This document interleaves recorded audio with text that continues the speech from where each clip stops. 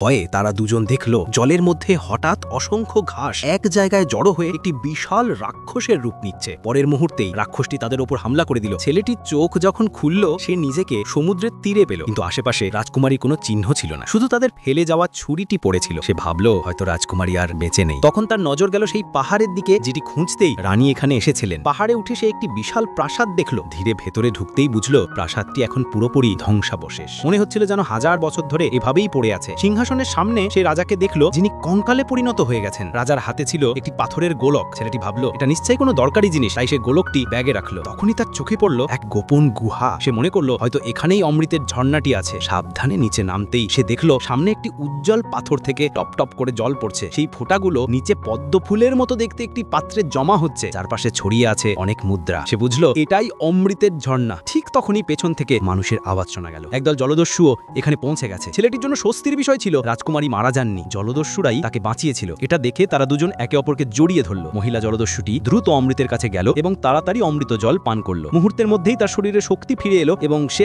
আবার তরুণ হয়ে উঠল। ছেলেটি কাছে আসতেই সে তাকে এক ঝটকায় দূরে ছুঁড়ে ফেলল। এটা দেখে বাকি জলদস্যুরা খুশি হয়ে গেল। তারা ভাবলো ওরাও অমৃত পান করে অমর হয়ে যাবে। কিন্তু সেই খুশি বেশিক্ষণ টিকল না। হঠাৎ 3 মাথাওয়ালা রাক্ষস হাজির হলো। সেটাই ছিল অমৃতের রক্ষক। রাক্ষসটিকে দেখে জলদস্যুরা ভয়ে স্তব্ধ হয়ে গেল। তবে মহিলা জলদস্যুটি ভয় পেল না। সে ভাবলো তার শক্তি এখন অনেক বেশি। কিন্তু রাক্ষসটির সামনে তার কোনো শক্তি কাজ করলো না, বরং রাক্ষসটি আরো ক্ষিপ্ত হয়ে তাকে তুলে দূরে ছুঁড়ে ফেললো। রাক্ষসের শক্তি দেখে বাকি জলদস্যুরা আতঙ্কে দরজা খুলে পালাতে লাগলো। শেষ মুহূর্তে তারা সবাই বাইরে বেরিয়ে গেল। কিন্তু ছেলেটি এবং রাজকুমারী একটি স্তম্ভের পেছনে লুকিয়ে পুরো ঘটনাটা দেখছিল। তখনই ছেলেটির মনে পড়ল রাজার হাতের সেই পাথরের গোলকটা হয়তো রাক্ষসটির চোখ। সে ব্যাগ থেকে গোলকটা বের করলো। ময়লা ধেড়ে ফেলার পর বুঝলো সত্যি এটা রাক্ষসটির চোখ। রাক্ষসটির চোখগুলো বসিয়ে খুব খুশি হলো। তারপর সে ছেলেটি এবং রাজকুমারীকে অমৃত জল নিয়ে যেতে দিল। তারপর ছেলেটি তার জাদুকরি জুতো ব্যবহার করে রাজকুমারীকে নিয়ে দ্রুত বাড়ি ফিরে এলো। তারা অমৃত জল পান করিয়ে রাজা এবং রানীকে আবার জীবিত করে তুলল। আর এভাবেই রাজা ছেলেটির সঙ্গে রাজকুমারীর বিয়ে দিলেন। শেষে তোমাদের জন্য একটা ছোট্ট প্রশ্ন, ছেলেটি যদি জাদুকরি জুতো পরে 1 লাফে 15 মিটার যেতে পারে, তাহলে 4 লাফে